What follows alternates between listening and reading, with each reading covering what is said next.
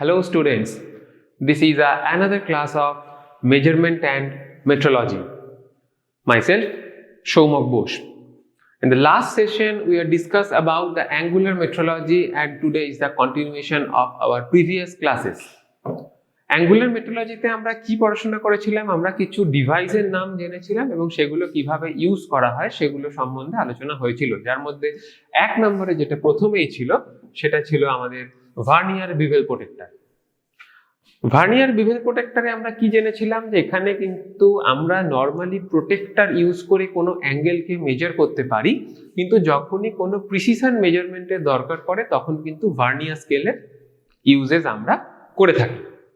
তাহলে vernier bevel প্রোটেক্টরে একটা main scale থাকে আর তার সাথে একটা ভার্নিয়ার স্কেল থাকে। সেই ভার্নিয়ার স্কেল আর মেন স্কেলের কোলাবোরেশনে আমরা একটা পারফেক্ট প্রিসাইজড আউটপুট পাই। আচ্ছা, ভার্নিয়ার বিভেল প্রোটেক্টর এখানে দুরকম দেখানো হয়েছিল, একটা ফিক্সড ব্লেড থাকছে, এখানেও ফিক্সড ব্লেড থাকছে এবং এটা এখন রোটেট করে যখন আউটপুটটা পাচ্ছি তখন আমি এরকম দুরকমের মধ্যে যে কোনো একটা পজিশনকে আমরা নিচ্ছি। নেক্সট আমরা কি করেছিলাম? নেক্সট আমরা করেছিলাম universal bevel protector. Universal bevel protector কেন? কারণ হচ্ছে ভার্নিয়ার বিভেল প্রোটেক্টরে আমরা দেখেছিলাম যে বেসটা রয়েছে, বেসটা হচ্ছে হরিজন্টালি বেস, কিন্তু এইখানে যেহেতু বেসটা ভার্টিক্যালি বেস, তার মানে আমার এই যে রোটেটিং পার্টটাকে আমি পুরো 360 ডিগ্রিতে রোটেট করাতে পারছি, যার ফলে এই ইনস্ট্রুমেন্টটার সাহায্যে আমি 0 to 360 মধ্যে এনি অ্যাঙ্গেলকে মেজার করতে পারি অ্যান্ড অবভিয়াসলি ভার্নিয়ার স্কেলের সাহায্যে। ইউনিভার্সাল বিভেল প্রোটেক্টরও কিন্তু আমার ভার্নিয়ার স্কেল থাকছে, যেরকম একটা মেন স্কেল দেখতে পাচ্ছি ডিগ্রিতে, তারপরে একটা কিন্তু ভার্নিয়ার স্কেল রয়েছে। এবং প্রিসাইজড কেন বলছি? কারণ এর সাহায্যে কিন্তু ডিগ্রি, মিনিট, সেকেন্ডের যে প্রিসিশন ইউনিট সেটা কিন্তু মেজার করা সম্ভব হচ্ছে। এখানে আরো একটা কথা লাস্ট ক্লাসেও বলেছিলাম, আবারও বলছি, যে যখনই ভার্নিয়ার স্কেল ইউজ করে আমরা কোনো মেজারমেন্ট করব, সেই সময় একবার মেজারমেন্ট করে কিন্তু আমরা রেজাল্ট বলতে পারি না। তার কারণটা কি? তার কারণটা হচ্ছে ভার্নিয়ার স্কেলে যখন মেজার করা হয় তখন ভার্নিয়ার স্কেলে যে ডিভিশনটা মেন স্কেলে যে ডিভিশনের সাথে ম্যাচ আপ করে সেই ভ্যালুটাকে আমরা ক্যালকুলেট করি। তাহলে এই ম্যাচ আপটা তো আমাকে চোখে দেখে বিচার করতে হচ্ছে, তাহলে সেখানে দেখার ভুল হতেই পারে। যার জন্য কি করা হয়, যখনই ভার্নিয়ার স্কেলে মেজার করা হয় তখন কিন্তু মিনিমাম 5 সেট রেপ্লিকেশন আমাদের নিতে হয়, মানে 5 বার রিপিট করতে হয় একই এক্সপেরিমেন্ট। দেন তার অ্যাভারেজ ভ্যালুটা আমরা নিলে একটা অ্যাপ্রক্সিমেটলি নিয়ারেস্ট ভ্যালু আমরা পেতে পারি। ঠিক আছে? আচ্ছা, নেক্সট আমরা যে টপিকটা আলোচনা করেছিলাম সেটা ছিল clinometer. Clinometer one kind of angular measurement unit and then we discussed about angle gauge. তো আজকে এই অ্যাঙ্গেল গেজ থেকে আরেকবার শুরু করব। তাহলে অ্যাঙ্গেল গেজে আমরা কি দেখেছিলাম? অ্যাঙ্গেল গেজে দেখেছিলাম যে আমার কিছু ফিক্সড গেজ প্লেট থাকে যেগুলো এক একটা অ্যাঙ্গেলের জন্য ফিক্সড করা আছে। যেমন আমার কাছে যদি 30 প্লেট থাকে, আবার 18 এর প্লেট থাকলো, যাই থাকুক না কেন, এগুলো হচ্ছে প্লেটগুলো কিন্তু একটা নির্দিষ্ট মেজারমেন্টে। ধরো আমার কাছে একটা এইরকম প্লেট রয়েছে, এটা একটা প্লেট হয়ে গেল, এটা হয়তো ধরো 9 ডিগ্রি। আবার একটা প্লেট রয়েছে আমার কাছে এইরকম, এটা হয়তো 3 ডিগ্রি, একটুখানি স্লাইট অ্যাঙ্গেলে রয়েছে 3 ডিগ্রি। এরকম ভাবে প্লেটগুলো থাকে। এই প্লেটগুলো যে লেন্থটা হয়ে থাকে অ্যাপ্রক্সিমেটলি 75 মিলিমিটার, আর যে থিকনেসটা থাকে সেটা থাকে 16 মিলিমিটার। ঠিক আছে? 75 আর 16 মিলিমিটার লং অ্যাপ্রক্সিমেটলি, এবার কম বেশি হতেই পারে। তাহলে এই প্লেটগুলোকে দিয়ে আমরা কিভাবে মেজার করব? আমার একটা অ্যাঙ্গেল রয়েছে, এরকম একটা অ্যাঙ্গেল রয়েছে, সেই অ্যাঙ্গেলটা কত ডিগ্রি সেটা আমাকে বের করতে হবে, কিন্তু আমার কাছে কোনো মেজারিং ইনস্ট্রুমেন্ট বলতে একমাত্র আমার কাছে অ্যাঙ্গেল গেজটাই রয়েছে, কোনো বিভেল প্রোটেক্টর আমার কাছে নেই। তাহলে গেজ দিয়ে কি করে মেজার করব? ধরো এই অ্যাঙ্গেলটা আমার কাছে রয়েছে, তাহলে এই অ্যাঙ্গেলটা যখন রয়েছে, এই প্রথমে একটা বড় অ্যাঙ্গেল প্লেট আমি দিলাম, 20 ডিগ্রি দিলাম, কারণ যে কোনো ডিগ্রির অ্যাঙ্গেল প্লেট কিন্তু অ্যাভেলেবেল নয়, একটা নির্দিষ্ট সেট আছে, সেই সেটটাই অ্যাভেলেবেল এবং তার মধ্যে থেকেই আমাকে আউটপুট বের করতে হবে। মানে আমি 30 ডিগ্রি বের করবো মানে আমি 30 ডিগ্রি ডাইরেক্ট একটা অ্যাঙ্গেল প্লেট পেয়ে গেলাম, সেরকম কিন্তু ব্যাপারটা নয়। আমার কাছে 20 থাকে, 9 থাকে, 3 থাকে, 1 থাকে। ঠিক আছে? তাহলে আমি প্রথমে একটা 20 অ্যাঙ্গেল প্লেট দিলাম, ডিরেকশনটা 20 ডিরেকশনটা যেদিকে দিচ্ছি, তারপরে 9 ডিরেকশনটা কিন্তু সেই দিকেই দিলাম, তার মানে 20 আর 9 29 ডিগ্রি এখন অবধি আমি পেয়েছি। তারপর আমাকে করতে হবে হচ্ছে 30 ডিগ্রি। তাহলে 30 করার জন্য আমাকে আর 1 ডিগ্রি বাড়াতে হবে, সেখানে আমি আরো একটা 1 ডিগ্রি প্লেট আমার কাছে অ্যাভেলেবেল ছিল, নিয়ে নিলাম, এবং তার ডিরেকশনটাও কিন্তু দেখো সেম, তিনটেই সেম ডিরেকশনে, তাহলে প্লেন যোগ হয়ে গেল 20 + 9 + 1 30। তারপরে আমার করতে হবে 9 মিনিট, আমি 9 মিনিটের প্লেট ডাইরেক্ট পেয়ে যাচ্ছি, ওই জন্য 9 মিনিটের প্লেট আবার সেম ডিরেকশনে দিলাম, প্লাস হয়ে গেল। তারপরে করতে হবে 18 সেকেন্ড, 18 সেকেন্ডের প্লেট আমার কাছে অ্যাভেলেবেল, সেটাকেও আমি সেম ডিরেকশনে দিলাম। তাহলে সবকটা একই ডিরেকশনে দেওয়া মানে হচ্ছে পরপর যোগ করে দেবো, তাহলে পেলাম আমি 30 ডিগ্রি 9 মিনিট 18 সেকেন্ড। ঠিক আছে, এবার সব সময় যে আমার পরপর যোগ করেই আমি রেজাল্ট আউটপুট পাবো এরকমটাও নয়। কিরকম ব্যাপারটা, আমি যদি পরের এক্সাম্পলটায় যাই, দেখো এইখানে একটা কোশ্চেন দেওয়া হয়েছে 33 ডিগ্রি 9 মিনিট 15 সেকেন্ড, এইটা আমাকে মেজার করতে হবে অ্যাঙ্গেল গেজ দিয়ে। কিন্তু আমার কাছে অ্যাভেলেবেল যে সেটটা আছে অ্যাঙ্গেল গেজের, সেখানে কি কি অ্যাভেলেবেল পাচ্ছি, 13927 এটা ডিগ্রি অ্যান্ড 41, এই সেটটা আমি পাচ্ছি ডিগ্রির জন্য। মিনিটের জন্য কত আছে, 113927, আর সেকেন্ডের জন্য কত আছে, 3, 6, 18 and 30 সেকেন্ড। মানে এই সেটটা আমার কাছে অ্যাভেলেবেল, এই সেটের গেজ দিয়েই কিন্তু আমাকে এই 33 ডিগ্রি 9 মিনিট 15 সেকেন্ডকে আমাকে রেডি করতে হবে। তাহলে 33 ডিগ্রি করার জন্য আমার কাছে 1, 3, 9, 27 আর 41 আছে, তাহলে 41 আমার লাগছে না। তাহলে 33 করার জন্য আমি যদি 7টাকে চুজ করি, আমি যদি 27 চুজ করি, তাহলে 27 এর সাথে আমার 6 হলে পরে হচ্ছে 33 হচ্ছে। কিন্তু 6 ডিগ্রির কি কোনো অ্যাঙ্গেল প্লেট আমার কাছে আছে, অ্যাঙ্গুলার গেজ নেই, তাহলে আমি কি করব, আমি 9 - 3 করব, কারণ আমার কাছে তো 9 অ্যাভেলেবেল। তাহলে এটার জন্য আমি কি করতে পারি না, 27 এর সাথে আমি যোগ করে দিলাম একটা 9 এর প্লেট, তাহলে আমি পেলাম হচ্ছে এখন 29। এখান থেকে যদি 3 এর প্লেটটাকে মাইনাস করে দিই, এখান থেকে আমি 3 মাইনাস করে দিলাম, তাহলে 26, এই 27 + 9 36, 36 - 3 33 পেলাম। এই যে মাইনাস করলাম, তাহলে প্লেটটা আমি কিভাবে ইউজ করব, এই দেখো 27 আর 9 এই দুটো হচ্ছে সেম ডিরেকশনে বসানো হয়েছে, 27 আর 9, তাহলে এই দুটো পেলাম আমি 36। এরপরে যখন 3 এরটা বসানো হচ্ছে, তখন কিন্তু অপোজিট ডিরেকশন দেওয়া হচ্ছে, এ দেখো এটা আবার অপোজিট ডিরেকশনে চলে গেল। অপোজিট ডিরেকশনে দেওয়া মানেই হচ্ছে আগের প্লেটের থেকে ওটা মাইনাস হয়ে গেল, নিয়ে ডিগ্রিটা আমি পেলাম হচ্ছে এখন 33। ব্যাপারটা ক্লিয়ার হলো? ক্লিয়ার তো? এইবার মিনিট ক্যালকুলেট করব, 9 মিনিট। এখন 9 মিনিট আমার কাছে অ্যাভেলেবেল আছে, তাহলে আমি ডাইরেক্ট 9 মিনিট এখানে একটা বসিয়ে দিলাম, এবং সেটা 27 আর 9 এর সাথে একই ডিরেকশনে নর্মাল যোগ হচ্ছে 9 মিনিট। দেন আমায় করতে হবে 15 সেকেন্ড। তাহলে 15 সেকেন্ডটা কি করে করব, আমার কাছে তো 15 সেকেন্ড নেই, আমার কাছে আছে 3, 6, 18 আর 30। তাহলে আমরা কি করতে পারি, আমরা 18 এর থেকে 3টাকে মাইনাস করে দিতে পারি, তাহলে 15 পেয়ে যাব। ওই জন্য দেখো সেম ডিরেকশনে 18 ডিগ্রি নেওয়া হলো, তার থেকে আবার 3 হচ্ছে আমি মাইনাস করে দিলাম, উল্টো দিকে দেওয়া হলো, তাহলে আমি অ্যাকচুয়ালি পেয়ে গেলাম হচ্ছে 15। তাহলে আউটপুটটা কিরকম হলো, 27 + 9 - 3 + 9 মিনিট + 18 সেকেন্ড - 3 সেকেন্ড। তাহলে এই ক্যালকুলেশনটা করে আমি পেয়ে গেলাম 33 ডিগ্রি 9 মিনিট 15 সেকেন্ড। খুব মজার জিনিস, কিন্তু পুরোটাই হচ্ছে দেখতে হবে যে আমার কাছে অ্যাভেলেবিলিটি যেরকম আছে আমি তার রেসপেক্টে বের করব। যেমন আরেকটা এখানে কোশ্চেন দেখতে পাচ্ছি, 12 degree 8 minute 42 second. 12 degree 8 minute, কিন্তু 12 ডিগ্রি তো প্লেট আমার কাছে নেই, তো আমার কাছে কি আছে, 9 আছে, 3 আছে আর 1 আছে, এইগুলো আমার কাছে অ্যাভেলেবেল। তাহলে আমি 9 + 3 12, তাহলে 9 ডিগ্রি নিলাম আর 3 ডিগ্রি নিলাম, দুটো হচ্ছে আমার সেম ডিরেকশনে, তাহলে আমি 12 ডিগ্রি পেয়ে গেছি। এবার আমাকে নিতে হবে 8 মিনিট। 8 মিনিটের তো আমার কাছে নেই, সরি এটা 11 নয়, এটা একটু ভুল প্রিন্ট হয়েছে, এটা 1 মিনিটের হবে, 13927, মানে এই সিকোয়েন্সেই থাকে, 13927 41 এই সিকোয়েন্সে থাকে। তাহলে এখানে হচ্ছে 9 আছে, 1 আছে, 3 আছে, আমাকে করতে হবে হচ্ছে 8, তার মানে আমি 9 নেবো আর তার থেকে 1 মাইনাস করবো। ওই জন্য দেখো 9 ডিগ্রিটা সেম ডিরেকশনে দেওয়া হলো, আবার 1 ডিগ্রিটা হচ্ছে আমার উল্টো দিকে ডিরেকশনে দেওয়া হলো, তাহলে 9 - 1 করে আমি 8 পেয়ে গেলাম।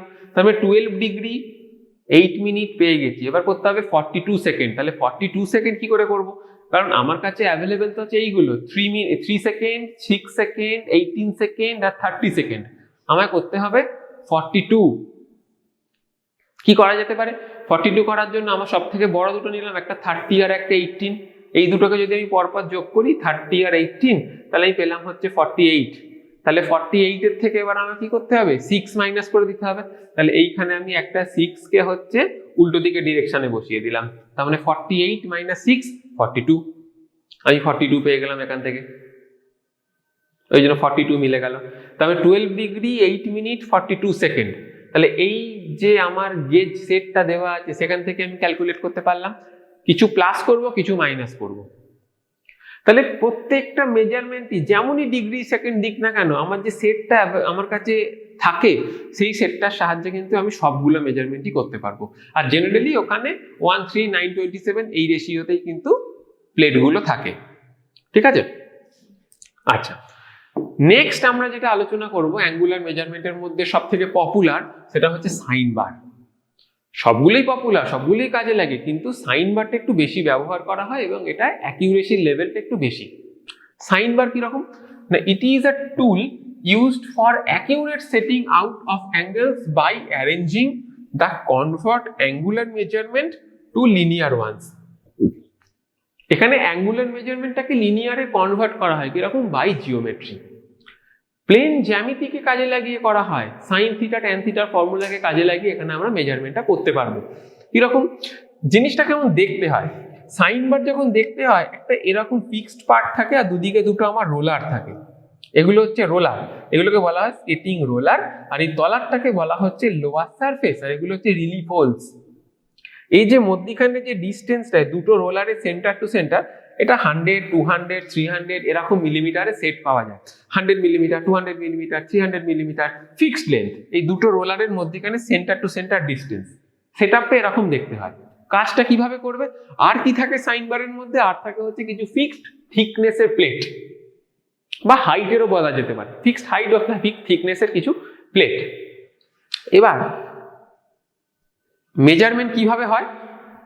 মেজারমেন্ট হবে দেখো সাইন বারে, দ্য ফর্ম অফ সাইন বার শোন ইন ফিগার। এই ফিগারটাতে আমরা কিছু ফর্ম দেখতে পাচ্ছি যে সাইন বারটাকে কিভাবে ফর্ম করা হয়। যেমন এটাকে আপার সারফেস বলা হচ্ছে, এটাকে এন্ড, এই দুটো হচ্ছে আমার রোলার যার মধ্যখানে ডিস্টেন্স হচ্ছে 100, 200, 300 মিলিমিটার পর্যন্ত হতে পারে। ঠিক আছে? এই সেটআপটা। তাহলে একদিক হচ্ছে আমি ফিক্সড রাখার পর একদিকে হচ্ছে কিছু প্লেট দিয়ে দিয়ে দিয়ে দিয়ে দিয়ে আমি সারফেসটাকে আপারের দিকে তুলবো। ওকে,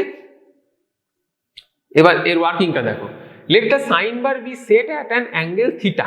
মানে একটা অ্যাঙ্গেল, এই যে এই অ্যাঙ্গেলটা আমাকে ক্যালকুলেশন করতে হবে, কারণ এই দিকে হচ্ছে আমার কোনো বডি আমার যেটাকে মেজারমেন্ট করব সেইটা থাকবে।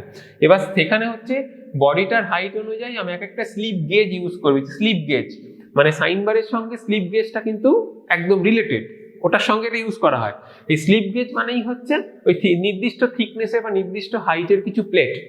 তাহলে সেই একটা একটা করে প্লেট দিয়ে দিয়ে হচ্ছে বডিটাকে আমি যতটা হাইট আমার দরকার সেই অবধি আমি উঁচু করলাম। তাহলে তাতে কি পেলাম? এদিকে আমি একটা হাইট পেলাম, আবার এদিকে এই রোলারের এখান থেকেও একটা হাইট পাবো, যে রোলারের সেন্টারটা কতটা উঁচুতে আছে, যেটাকে বলা হচ্ছে H1। স্লিপ গেজ H1 একটা হাইট, একটা হচ্ছে H2 হাইট। তাহলে এই যে দুটো হাইট পেলাম, এইখান থেকে আমি সাইন থিটার ফর্মুলা ইউজ করব, যে H1 minus H2 divided by L। L কোনটা?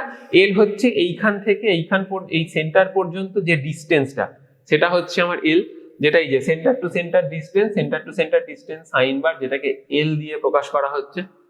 আর H1 মাইনাস H2 কি না, H1 মাইনাস H2 মানে হচ্ছে বেস থেকে সেন্টারের হাইট H1, এদিকের হচ্ছে বেস থেকে সেন্টারের হাইট হচ্ছে আমার H2, H1 minus H2 by L। তাহলে এই ফর্মুলা থেকে আমরা সাইন থিটার ভ্যালুটা বের করতে পারবো এখান থেকে, মানে থিটা অ্যাঙ্গেলটা বের করতে পারবো, কারণ সাইন থিটার ভ্যালু বেরোবে, তারপর থিটা ইনভার্স, সাইন ইনভার্স করে আমি থিটার ভ্যালুটা বের করতে পারবো।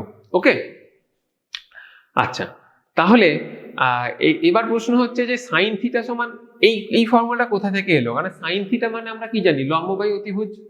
তাহলে এই যদি একটা ট্রায়াঙ্গেল এখানে কল্পনা করি, তাহলে এখানে লম্ব কোনটা না হাইটটা, এই হাইটটা আমরা কোথা থেকে পাচ্ছি না H1 মাইনাস H2 করে আমরা হাইটটা পেয়ে যাচ্ছি। আর অতিভুজ হাইপোটেনিউজ কোনটা না L, এই লেন্থটা, ওই জন্য H বাই L, অ্যাকচুয়ালি ক্যাপিটাল H বাই L, সেটা আমি পাচ্ছি হচ্ছে H1 মাইনাস H2 করে বাই L করে আমি এখান থেকে সাইন থিটার ভ্যালু পাবো, সেখান থেকে সাইন ইনভার্স করে আমি থিটার ভ্যালু পাবো। তাহলে এই যে সাইন বার, তাহলে এই সাইন বারটাকে কিন্তু খুব এফেক্টিভ, মানে এটাই কিন্তু ইন্ডাস্ট্রিতে সব থেকে বেশি ইউজ করা হয়। তো এখানে checking unknown angle, checking unknown অ্যাঙ্গেলে কি লেখা আছে না, many a time angle of a component to be checked is known. In such a case, it is necessary to first find the angle approximately with the help of bevel protector. তাহলে আমরা প্রথমে কিন্তু bevel protector use করে approximate অ্যাঙ্গেলটা বের করে নিলাম, তারপর যখন প্রিসিশন মেজারমেন্টের দিকে যাচ্ছি তখন কিন্তু সাইন বার ইউজ করতে হয়, কারণ কতটা অ্যাপ্রক্স অ্যাঙ্গেল সেটা যদি আমি না জানি তাহলে সেই মতন আমি তো স্লিপ গেজ ইউজ করতে পারবো না, যে কতটা স্লিপ গেজ দিলে পরে অ্যাপ্রক্সিমেট অ্যাঙ্গেলটা আমি পাবো, তারপর সেখান থেকে আমি প্রিসিশনে যেতে পারবো। ডাইরেক্ট তো প্রিসিশনে যাওয়া যায় না, একটা অ্যাপ্রক্সিমেট রেজাল্ট আমি পেলাম, তারপর হচ্ছে সেখান থেকে আমরা প্রিসিশনের দিকে এগোবো। ঠিক আছে, with the help of bevel protector, let the angle be theta, then the sine bar is set at an angle theta and clamped to an angle plate. এইখানে দেখো একটা ক্ল্যাম্পিং ডিভাইস থাকে, এইটা আমার ওয়ার্ক পিস, এই work পিসের সাথে কিন্তু ক্ল্যাম্প করে দেওয়া হলো, মানে আটকে দেওয়া হলো বিভেল প্রোটেক্টরটাকে, সরি আমার সাইন বারটাকে। আর উপরে কিন্তু একটা ডায়াল ইন্ডিকেটর রয়েছে। ডায়াল ইন্ডিকেটরের কাজ কি আমরা লিনিয়ার মেজারমেন্টের সময় পড়েছিলাম, বা তারও আগে পড়েছিলাম যখন ইনস্ট্রুমেন্ট গুলো সম্বন্ধে আলোচনা করা হচ্ছিল। ডায়াল ইন্ডিকেটর কি করে না, সারফেস রাফনেসটাকে মেজার করতে সাহায্য করে। তাহলে এর যে কোনো সারফেস রাফনেস নেই, তাহলে সেটা মেজার করছে কে না, ডায়াল ইন্ডিকেটর। সেটা হচ্ছে একটা ফিক্সড করে দেওয়া আছে, দেখো দুদিকে দুটো ডায়াল ইন্ডিকেটর দেওয়া আছে। এই মেজারমেন্টটা থেকে আমি দেখবো যে হ্যাঁ আমার পুরোপুরি হচ্ছে হরিজন্টালি আছে, নইলে তো আমার অ্যাঙ্গেলে মেজারমেন্ট ভুল হয়ে যাবে।